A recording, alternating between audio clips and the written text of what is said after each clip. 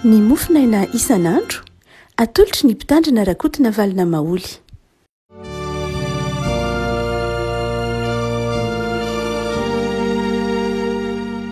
Faly miarahaba antsika rehetra ny avako malala tratra ity talata voalohan'ny volana desambra ity dia maniry ny fiadanan'ny tompo hitoetra amintsika mianakavy izao fotoanan'ny advento izao. Ny mofinainantsika anio dia ny jaona voalohany filazantsara araka ny jaona toko voalohany. Jaona toko voalohany andininy fadimy amby telopolo ka hatramin'ny andininy faraika amby dimapolo. Jaona toko voalohany andininy fadimy amby telopolo ka hatramin'ny faraika amby dimapolo. Fakitsika miaran'i Jesosy. Ny noho ny ampitsoniny indray dia ny jaona sy ny mpianany roalahy. Ary nijery an'i Jesosy nitsangatsangana izy ka nanao hoe ino no zanak'Ondrin'Andriamanitra. Ary ireo mpianatra roalahy ireo rehefa nandre azy ny teny dia nanaraka an'i Jesosy. Ary Jesosy nijery ka nahita azy manaraka dia nanao taminy hoe inona ny tadiavinareo? Ary hoy izy roalahy taminy, raby izay atao hoe raha adika mpampianatra aiza ianao no mitoetra. Hoy izy taminy, avefa ho hitanareo. Koa dia nandeha izy ka nahita izay nitoerany ary indro nitoetra teo aminy tamin'izany andro izany ary efa tokony ora 10 tamin'izay. Ary André lalahin'i Simona Petera ny anankiray tamin'izy roalahy izay nandre ny tenin'ny jaona ka nanaraka an'i Jesosy. Izy no nahita ny Simona lalahiny aloha dia hoy izy taminy, efa nahita ny Mesia izahay izay atao hoe raha adika ny Kristy. Dia nitondra azy ho any amin'i Jesosy izy ary no nijery azy Jesosy dia hoy izy, ianao ny Simona zanak'i Jaona, ianao no atao hoe Kefasy izay atao hoe raha adika Petera. Noho ny ampitso dia te hiala ho any Galilea Jesosy ary nahita ny Filipo izy ka nanao taminy hoe manaray aho. Ary Filipo dia avy any Betsaida tanànan'i André sy Petera. Filipo kosa nahita ny Natanaela ka nanao taminy hoe efa hitanay ilay nosoratan'i Mosesy tao amin'ny lalàna sy nosoratan'ny mpaminany dia Jesosy zanak'i Josefa avy any Nazareta. Ary hoy Natanaela taminy, moa mba misy zava-tsoa va any Nazareta? Dia hoy Filipo taminy, andeha izaho. Jesosy nahita ny Natanaela avy nanatona azy dia nilaza azy hoe indro ny tena Israelita tsy nisy fitaka. Hoy Natanaela taminy, ahoana no ahafantaranao aho? Dia namaly Jesosy ka nanao taminy hoe fony tsy mbola niantso anao Filipo dia hitako teo ambanin'ny aviavy ianao. Dia namaly Natanaela ka nanao hoe raby io, ianao ny zanak'Andriamanitra, ianao ny mpanjakan'i Israely. Jesosy namaka nanao taminy hoe moa no ilazako taminao va fa hitako teo ambanin'ny aviavy ianao no inonao, ahita zavatra lehibe noho izany ianao. Ary hoy Jesosy taminy, lazaiko aminareo marina dia marina tokoa, ho hitanareo ny lanitra misokatra sy ny anjelin'Andriamanitra miakatra sy midina eo ambonin'ny zanak'olona. Ray masino manamasinana amin'ny fahamarinana ny teninao ny fahamarinana. Amen. Rehavana mikasika ny fitantaran'ny jaona ny nahazahoan'i Jesosy na ny antson'i Jesosy ireo mpianany voalohany no tantarain'ny jaona eto.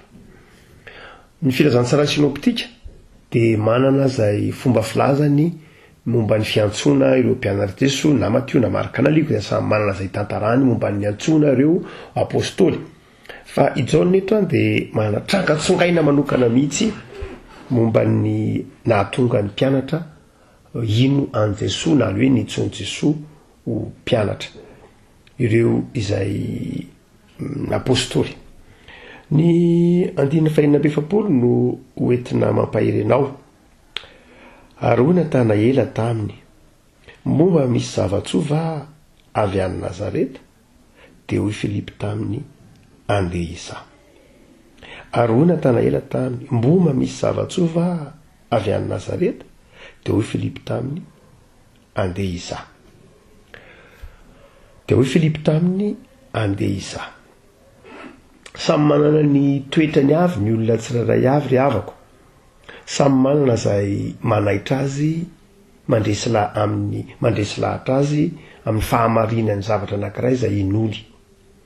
Misy ny olona mora mandray zavatra amin'ny fo, ka ny fony no entina mandresy lahatra azy, tsy de ratsy loatra zany, samy manana ny toe-pony sy ny toe-piainana.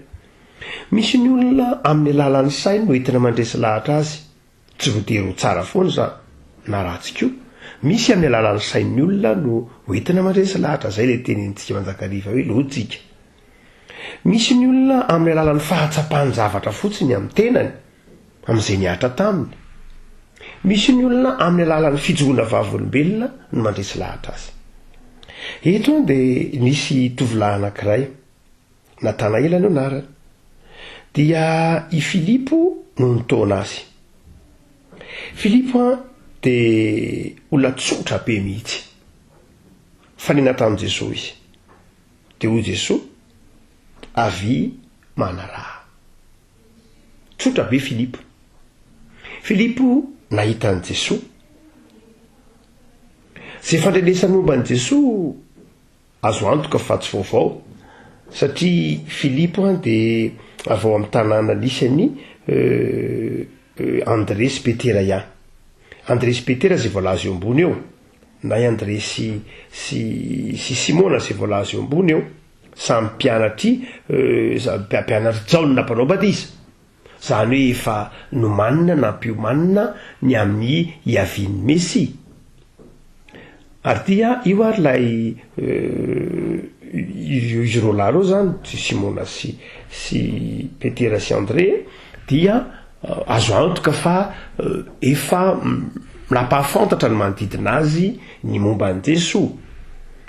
Noho zany Filipo dia tsy de nametra-panontaniana loatra ny amin'ny hoe inona ny antony antson'ny Jesosy azy, satria ny mpiara-manodidina aminy, ny mpifalerapodrindrina aminy efa napita taminy ny momba an'i Jesosy.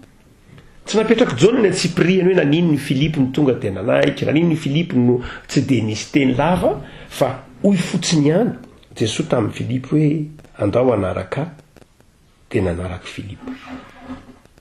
Teny tsotra toy ny efa niandro ilay fihetsoan'Andriamanitra izy. Ary dia iny koa sary Filipo nahita tovolahy anankiray antsoina hoe Natanaela. Ny fihetsoana Natanaela no tiantsika ho resahana sy hampahirezana anao.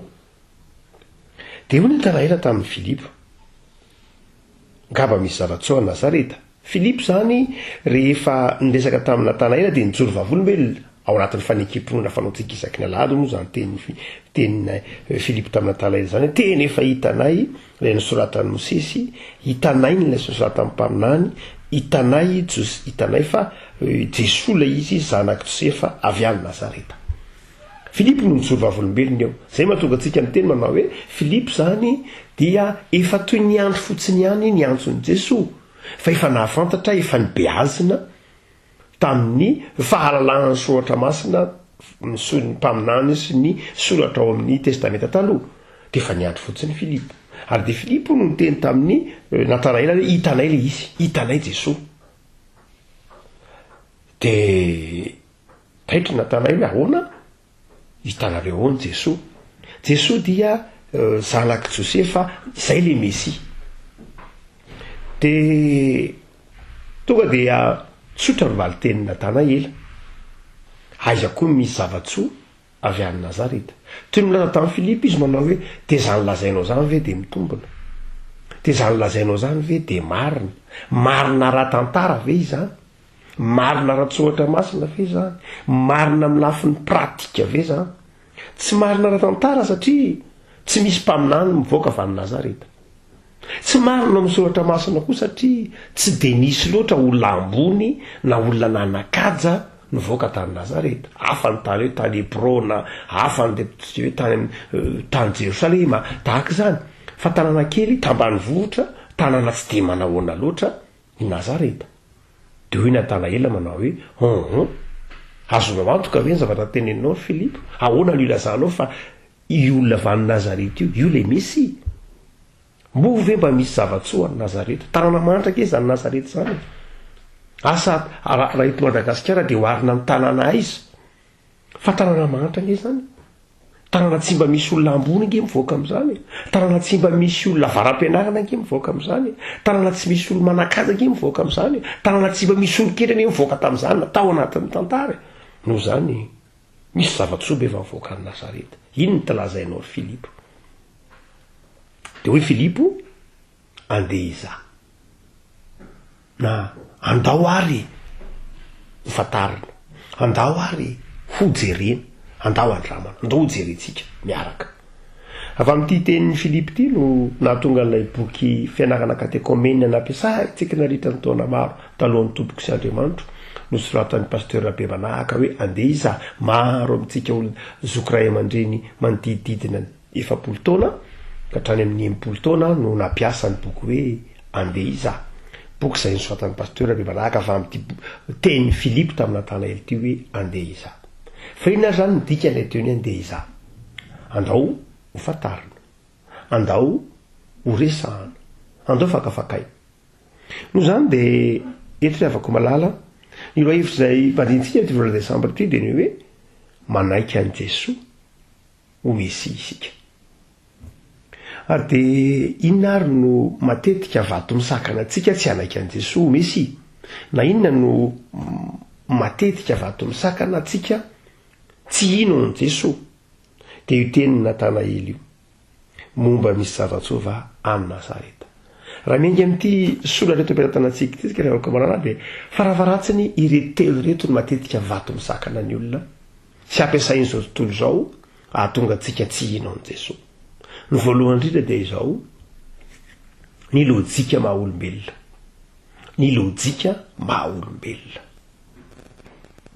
ny lojika maha olombelona satria tsika ny biazina tamina ataotsika hoe lojika ny Aristote mandraky tiana zany de mbola io ny ainatsika na ny filozofia na amin'ny marika de mipetraka ho azantsika mandrakarivo zany lojika zany hoe raha ohatra ka raha misy zavatra marina de tokony ho zavatra marina no terany no zany de zao izy manao hoe tsy lojika nge zany ahoana no Mesia ka olombelona no miteraka azy na ahoana no Andriamanitra ka olombelona no miteraka azy lojika tsika fotsiny zao maha olombelona de manao hoe tsy marina zany tsy misy olombelona miteraka Andriamanitra miteraka olombelona mety isy any anga raha eo amin'ny tantaran'ny mitolojia grika fa raha olombelona miteraka Andriamanitra tsy mitombony zany ny lojika tsika olombelona rehefa olombelona de olombelona ary rehefa Andriamanitra de Andriamanitra zay ny lojika ny olombelona no zany de zao na Jesoa olombelona na Jesoa Andriamanitra hotsika ary satria olombelona miteraka an Jesoa de zao tsy Andriamanitra izy zany zay ny lojika tsika raha maha olombelona rehefa olombelona de olombelona ho isika ary rehefa Andriamanitra de Andriamanitra ary satria olombelona miteraka an Jesoa Josefa sy Maria no zany de olombelona Jesoa tsy mety ho Andriamanitra izy de zany toetsainy zany no entin'ny olona maro samihafa tsy ampino antsika an Jesoa ho Andriamanitra ny tsy fantatsika de ny tenin'Andriamanitra manao hoe Jesoa ange tsy tao amin'ny Maria tsy tao amin'ny Maria akory niteraka eny fitafia nofo ihany ny tao amin'ny Maria fa Jesoa efa teraky ny ray talohan'izao rehetra zao io tenenin'ny Jesoa io manao hoe zao izy tandremo tsara fa ary amin'ny andininy 50 mony lazako taminao fa fahitako teo ambany aviavy anao no inonao ahita zavatra lehibe no zana azy ianao zany hoe jaona de manazava fa Jesoa de alolavitra ny fotoana naterahany mbola tsika koa no ntsony hoe fotoana zay ny teneniny tamin'izao aty amin'ny tenin'ny Jesoa hoe mbola tsy teraka akory ange Abrahama de efa nisy ahy teraky ny ray talohan'izao rehetra zao mbola tsy nisy zoary rehetra zao zavaboary rehetra zao de efa teraky Jesoa fa tonga nofo ihany izy tonga nofo fotsiny izy sisa tao amin'ny Maria mba hamonjena atsika fa tsy hoe tamin'ny androny maria akory izy voanisy tsy zay ka raha izay de marina ny loantsika hoe tena olombelona Jesoa fa tsy Andriamanitra fa izy nge efa nisy talohany nahateraha talohany isiny Maria talohan'izao rehetra de Andriamanitra izy fa fitafianofo ihany natongavany tao Maria fa efa Andriamanitra izy talohan'izao rehetra zao no zany dia tsy olombelona fe olombelona Jesoa fa Andriamanitra ary tsy Andriamanitra fe Andriamanitra izy fa olombelona satria nateraky ny olombelona ho tsika manao hoe mandrakariva ny vato misakana sy ampiasan'ilay ratsy atonga atsika tsy ino an Jesoa mahatonga atsika tsy mino ny asan'Andriamanitra de ny lojika atsika tsy ratsy akory ny lojika satria men'Andriamanitra fahazavan-tsaintsika ary be dehibe ny zavatra lojika ampiasain'Andriamanitra baiboly nke misy lojika ao anatiny ao misy zavatra lojika ao misy zavatra mihoatra ny lojika ao fa indraindray noho ny fahotana de indraindray lasa ny lojika atsika vato misakana atsika indraindray tsy hatakatra ny fahasoavan'Andriamanitra ary zay ny vato misakana ozy no atana ela manao hoe atsy lojika zany ry Filipa de avako malala mitandrina isika zava-dehibe ny faharanita-tsaina zava-dehibe ny lojika fa zao tandremo fa tsy ny lojika atsika maha saina maha olombelona atsika no atakalatsika ny Jesoa misy fa amin'ny alalan'ny finoatsika amin'ny alalan'ny finoana hoy Saint Augustin raha dika amin'ny teny frantsay croire pour comprendre zany hoe mino aloha de azoko ilay izy fa tsy hoe porofo amiko aloha vo mino satria zay ny lojika de manao mandrakariva manao hoe porofo amiko aloha zany hoe miporofo mazava ataovy zay ikarohanao porofo mba azahoako azy amin'ny lojika maha olombelona zay avo mino fa indraindray fa eto ny avako malala de tsy zay mihitsy ny antsoina hoe lalan'ny finoana na ny lalan'ny fahafantaran'Andriamanitra de tsy zay fa ny lalan'ny fahafantaran'Andriamanitra de mino aloha zay vao mahatakatra rehefa tapa-kevitra ny ino ianao dia zay vao mahatakatra Martin Luther de mbola namerina n'io teny io ihany indray maka mbola namerina n'io teny ihany Martin Luther ary nanazavanyio any amin'ny taona 20 na 2 de mbola nanazavanyio ihany Luther manao hoe ny tena zava-dehibe dia ny finoana no mitondra anao hahatakatra ny sitrapon'Andriamanitra ny finoana no melony lojika fa ny faharoa zay hitatsika manao hoe inona koa ny vato misakana faharoa de izao ny ataotsika hoe ny fomba fijery maha olombelona io ny lojika fa izao koa ny kolotsaitsika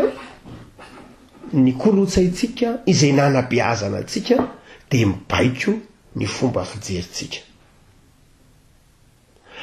io arakaraka ny tontolo nanabeazana azy i Natanaela de mibeazana tamina tontolo ambony ara-pahalalana Natanaela de mibeazana tamin'ny tontolo ny ataotsika hoe manana farim-piainana ambony kokoa anga raha mitamin'ny any Filipo izy zany hoe zay mahatonga an Jesoa ny teny manao hitako ngenao tombany aviavy zay ny dikany teny indro ny tena Israelita tsy misy fitaka conservateur Natanaela zany hoe mpiazona ny nentin-drazana mpiazona ny maizy azy sarotany amin'ny ataotsika hoe identitéany zay Natanaela io zay nanabeazana azy sarotiny amin'ilay hoe maha-Israely azy maha-olona ambony azy sy ny sisa rehetra Natanaela de fantatra Jesoa zany de izay fomba fijery zay no mijereny i Natanaela ny fiainana de izy manao hoe aiza koa ny misy olona ambony ivoaka avy any amin'ny toerana ambany aiza koa ny misy mesi olona miazaka e zany mesi zany olona ambony ange zany mesi zany ka aninona ny ivoaka any amin'izany ambany vohatra zany aninona ny ivoaka any amin'izany toerana ataotsika hoe tsy te manao an'izany tsy zany ny Mesia koa i Natanaela ny mesiako toy zao ambony be, mihaja be, tsara be, mivoaka avy amina toerana mizinizina. Zay ny feitretako, zay no nirasako amin'ilay hoe mesi ho natana ela. Fa za tsy miandro mesi raha tsorona teraka avy any an-tranon'omby, za tsy miandro mesi mahantra, za tsy miandro mesi mandeha tongotra fa tsy mandeha sovaly akory aza, za tsy miandro mesi mandeha zanaboriky fa mandeha amin'ny voninahitra. Zay io natana io, zay le hoe Israely tsy misy vitaka. Avako malala ndraindray isika tsy takatsika ny atao hoe vavahana kristiana. Ndraindray asarotritsika na tena atao hoe vavahana kristiana ary. Raha misy fivavahana tokony ho tsotra indrindra dia ny fivavahana kristiana. Vavahana kristiana ny fivavahana tsotra indrindra amin'ireo fivavahan-dehibe aty ambany masoandro. Atao hoe lehibe dia maro mihitsy amin'ny mpiangona mpamalaka azy. Dia ny fivavahana kristiana ny fivavahana tsotra indrindra. Alay Jesosy zay misy noho ny kristiana dia misy tsotra. Itsika ny manasary zavatra amin'ny lafiny ara-pivavahana.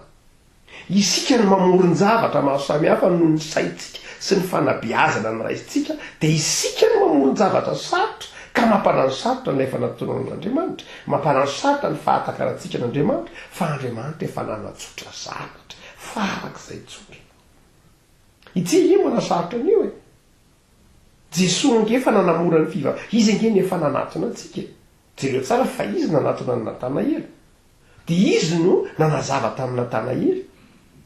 Jesosy nge tsotra be, itsika no manisy lafin-javatra fombafomba maro isan-karazana. Za tsy dere tsy ilay indreny fa mitoetra itsika ny mampasarotra tsika efa zatra zavatra dia ataontsika hoe tsy maintsy mihezinezina be, tsy maintsy dietretsika hoe zany zavatra zany tsy tian'Andriamanitra raha tsy zavatra ohatran'izao. Fa tsy zany nge avako malala Andriamanitra nge tsotra be. Zay nge matonga teny azy manao hoe raha tsy tahaka ny zaza ianareo tsy mantsy tafiditra ny fanjakan'Andriamanitra. Ilaitsika satria tsika avako malala noho ny fahotana tenatsika dia indraindray tsika manasarotra zavatra.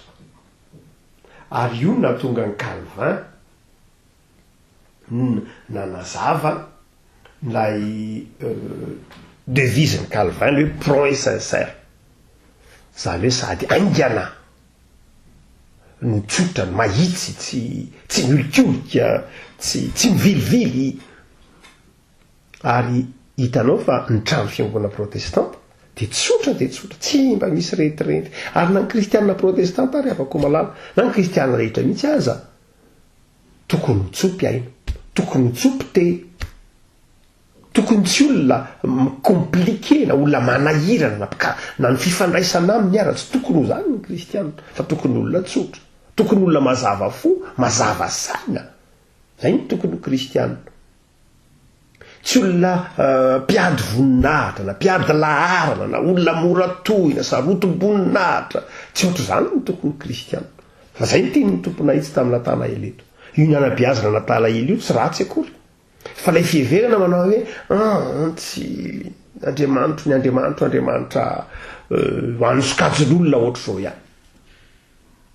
Ndraindray avako malala dia vato misakana antsika tsy ahita n'Andriamanitra, tsy ahita ny Mesia. Ny tontolo mpanabeazana ny menantsika, ny tontolo mpiaramonina ienantsika, na io tontolo mpiaramonina eritreretintsika ao ambony, na io tontolo mpiaramonina izay eritreretintsika ao ambany. Satria koa mety mifanohitra amin'izany. Mety misy olona mibeazana tamin'ny tontolo mpiaramonina tsotra dia tsy mety mandray an'i Jesosy izy. Niangangamo Jesosy tia anay, Jesosy nge any mpanan-karena ihany, Jesosy nge any olona ohatr'izao ihany. Noho izany dia izao eto Natanaela dia ny taon'ny tompo izy hiala amin'izay fiheverana diso izay, ka na inona toerana misy ianao dia tokony hatsaranao fa ny Mesianao dia Mesia tsotra. Mesianao dia Mesia ho anao aloha voalohany indrindra vao ho an'ny hafa. Fa ny fahatelo avako malala ny vato misakana any Natanaela teto na vato misakana antsika izay tsy ahitany Mesia dia izao ny olona mitondra lay hafatra eo amintsika. tsotra be a Filipo. Ny fahafantaran'ny Filipo any Jesoa no nentiny teo amina Natanaela. Zany hoe rehefa nijoro vavolombelona Filipo dia ny fahafantaran'ny Filipo, ny faharesen-dahatry Filipo no nentiny teo amina Natanaela. Izay faharesen-dahatry Filipo zay nefany tsy naharesy lahatra ny Natanaela.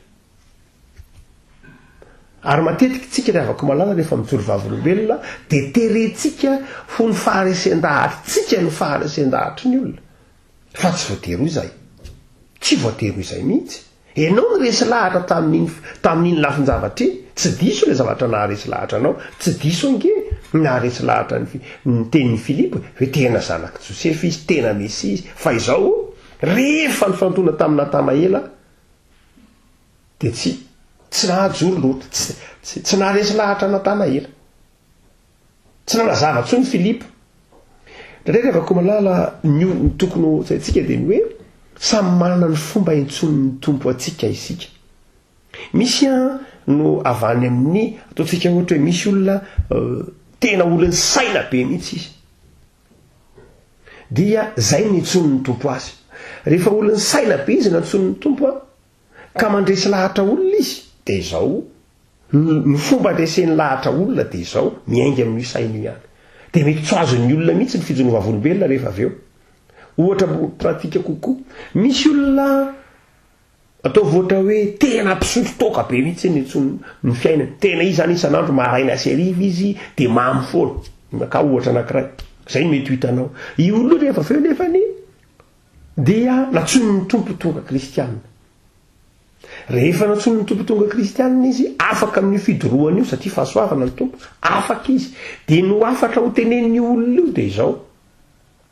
Rehefa mijoro vavolombelona izy, Andriamanitra nanafaka tamin'ny fidorohana, mazava ho azy. Zay tsy ho afaka mihitsy satria zay ny tena nanamatotra azy dia ho zay no toriany. Ary dia ilaza amin'ny fotoana rehetra io olona io fa ny zava-pisotro mahamamo dia farak'izay ratsy manao an'izay izy tsy marina. Zay mihitsy, ary marina ny azy satria nyainany io. Dia izy manao hoe tena ratsy io, ary io olona io tsy ahazaka na dia mahita olona misotro divay iray sotro kely azy. Fa iteny manao hoe na io rano na io mofo na io kapoaka amin'ny divay io azy atao sirop. Satria zay ny nitsona azy. Izy zany avy amin'izay. Fa misy olona tsy voatery ho zay. Misy olona tsy ny fatorany divay izy na ny fatorany zavatra tahaka izany satria amin'izany zavatra tsy. Misy olona misotro divay fa tsy mbola mamy ohatr'izay ny ainany. Natr'izay ny nenany misotro divay izy fa tsy mbola mamy, tsy fantany akory zany antsony hoe mamy. Dia amin'izay fotoan'izay olona misotro divay ka tsy mbola nahafantatra ny antsona hoe mamy io ohatra dia tsy hiady amin'ny divay mihitsy ny antom-piainany. Ka iteny izy manao hoe aza mikitika na ray sotro kely azy satria izy tsy voafatotro ilay divay, tsy voafatotro ilay zava-pisotro izy fa olana lala-tsaina. Dia hafa ny fomba fijeriny an'io. Fa ho an'ilay anankiray kosa hafa ny fomba fijeriny satria voafatotro izy. Ary io tsy misy hoe inona ny diso na inona ny marina. Fa raha ampiresahalo ireo dia lany andro eo ianao fa ifandonina eo. Satria ny anankiray manao hoe zazao mihitsy ny nahita fa ratsy io. Ka nahita fa ratsy izy satria voafatotro izy naditry 9 taona. Ary nanimba ny fiainana, nanimba ny tokantrano, nanimba ny asa, tsy diso ny fijeriny. Le anankiray indray manao hoe zatra tsy nahita ny hoe ratsy mamy ohatr'izay ny nenany ariko. Dia hoy manao hoe indraindray tsika rehefa mandresy lahatra olona dia indraindray le zavatra nitsona tsika iny no eritreretintsika ho tena marina. Marina iny, fa marina amin'izay nifandraisantsika tamin'Andriamanitra, fa tsy voatery ho marina mihitsy. Amiko, ny hafa fomba hafa ny etson'Andriamanitra, ny andranona fomba hafa ny etson'Andriamanitra azy. Zany rehefa malala dia nitandrina isika, fa ny vaton'ny sakana antsika indraindray dia izao.